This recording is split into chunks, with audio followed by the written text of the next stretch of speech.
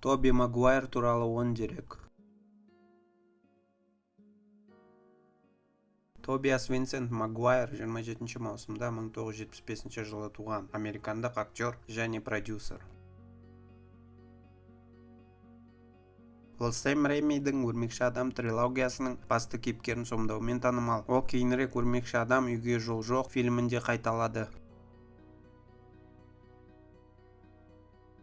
Ол өзінің мансабын бұл жігіттердің өмірі, мұзды дауыл, Гарридің деконструкциялау және Лас-Вегаста қорқыныш пен жек көру фильмдеріндегі қосалқы рөлдерде бастады. Оны басты рөлдер сомдаған Плезантвилл, Ібіліспен жүру, Сидр үйінің ережелері, Ғажайып балалар, Теңіз пешенесі, Жақсы неміс, Ағайындылар, Ұлы Гетсби және Пионер құрбаны фильмдері жатады.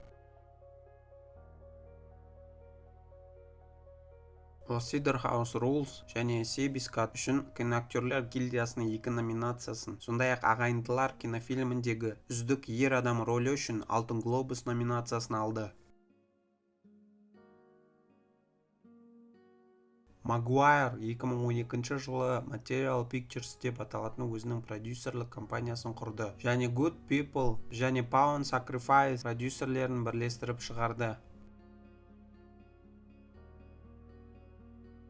Магуайр 2009 жылы ол вегетариандық болды. Ол фильмдердегі рөлдері үшін салмақ қосу немесе жоғалту үшін диетасына өзгерістер енгізіледі. Магуайр 19 жасынан бастап алкогольмен біраз қиындықтарды бастан кешірді.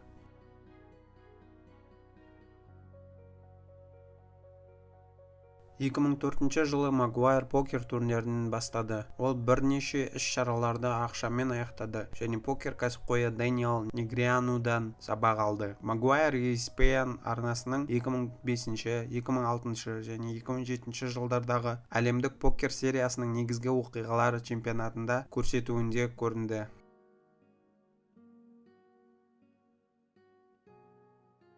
Магуайр зергерлік бұйымдардың дизайнері Дженнифер Мейермен 2003 жылы Universal Studios студиясында The Biscuit түсіру кезінде кездесті және олар 2006 жылдың сәуірінде үйленді. 2016 жылы ерлі-зайыптылар 9 жылдық некеден кейін ажырасқандарын жариялады. 2020 жылы Мейер 4 жыл ажырасқаннан кейін ажырасуға арыз берді.